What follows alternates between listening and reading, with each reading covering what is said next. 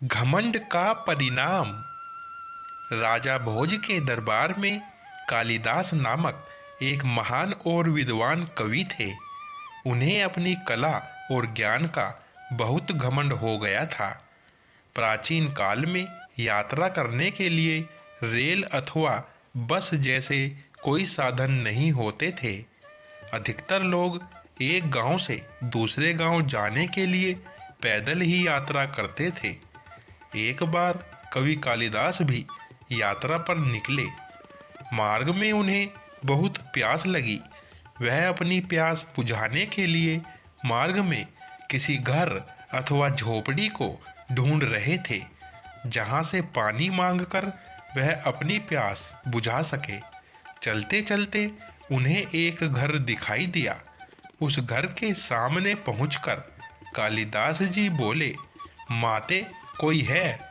मैं बहुत प्यासा हूँ, थोड़ा पानी पिला दीजिए, आपका भला होगा। उस घर से एक माता जी बाहर आई और बोली, मैं तो तुम्हें जानती भी नहीं, तुम पहले अपना परिचय दो, उसके बाद में मैं तुमको पानी अवश्य पिला दूंगी। कालिदास जी बोले, माते मैं एक पथिक हूँ, कृपया अब पानी पिला दे। वह माता जी बोली, तुम पथिक कैसे हो सकते हो?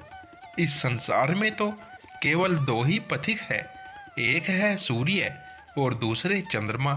वे कभी नहीं रुकते, निरंतर चलते ही रहते हैं। तुम झूठ न बोलो, मुझे सत्य बताओ। कालिदास जी बोले, मैं एक अतिथि हूँ, अब तो कृपया पानी पिला दे। माता जी बोली, तुम अतिथि कैसे हो सकते हो?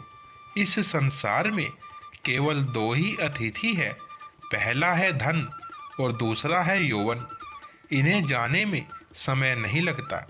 अब सत्य बताओ, तुम कौन हो? कालिदास जी प्यास के कारण और तर्क से पराजित होकर हताश हो चुके थे। जैसे तैसे करके वह बोले, मैं सहनशील हूँ, अब तो आप पानी पिला दे। माता जी बोली, तुम पुनः झूठ बोल रहे हो। सहनशील तो केवल दो ही है, एक है धरती जो कि पापी और पुण्यवान सबका भार सहन करती है। धरती की छाती चीरकर बीज बो देने पर भी वह अनाज के भंडार भर देती है। दूसरे सहनशील है पेड़, जिनको पत्थर मारो तो भी मीठे फल देते हैं। तुम सहनशील नहीं हो, सच बताओ, तुम कौन हो? कालिदास जी अब मूर्छा की स्थिति में आ गए और बोले, मैं एक हठी हूँ।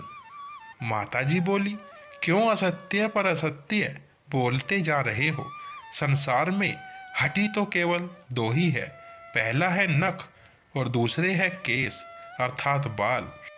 उन्हें कितना भी काटो वे पुनः निकल आते हैं। अब सच बताओ, तुम कौन हो? अब कालिदास जी पूर्णतः पराजित और अपमानित हो चुके थे। वे बोले, मैं मूर्ख हूँ। माता जी बोली, तुम मूर्ख कैसे हो सकते हो? मूर्ख तो दो ही है, पहला है वह राजा जो बिना योग्यता के भी सभी पर शासन करता है, और दूसरा है उसके दरबार का पंडित जो राजा को खुश करने के लिए उसकी गलत बातों को भी सही सिद्ध करने की चेष्टा में ही लगा रहता है और सदैव उसका झूठा गुणगान करता रहता है। अब कालिदास जी लगभग मूर्छित होकर उन माता जी के चरणों में गिर पड़े और पानी की याचना करने लगे, गिड़गिड़ाने लगे। माता जी ने कहा, उठो वत्स।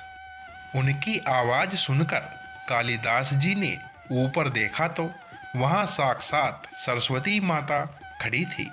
कालिदास जी ने उनके चरणों में पुनः नमस्कार किया। सरस्वती माता ने कहा, शिक्षा से ज्ञान आता है, अहंकार नहीं। तुम्हें अपने ज्ञान और शिक्षा के बल पर मान और प्रतिष्ठा तो मिली, परंतु तुमको उसका अहंकार हो गया। इसीलिए मुझे तुम्हारा घमंड तोड़ने के लिए, अहंकार नष्ट करने के लिए मुझे यह लीला करनी पड़ी। कालिदास जी को अपनी गलती समझ में आ गई और उन्होंने सरस्वती माता के चरणों में शरण जाकर उनसे क्षमा मांग ली। माता सरस्वती ने उन्हें आशीर्वाद दिया। कालिदास जी ने वहां भरपेट पानी पिया और वह अपनी यात्रा पर आगे निकल पड़े। कहानी से सीख, अपने ज्ञान और विद्वता पर कभी घमंड नहीं करना चाहिए। घमंड हमारी विद्वता को नष्ट कर देता है। दोस्तों, ये कहानी आपको अच्छी लगी हो तो वीडियो को एक लाइक ज़रूर करें और वीडियो को शेयर करें और इसी प्रकार की कहानी सुनने के लिए चैनल को सब्सक्राइब ज़रूर करें। धन्यवाद।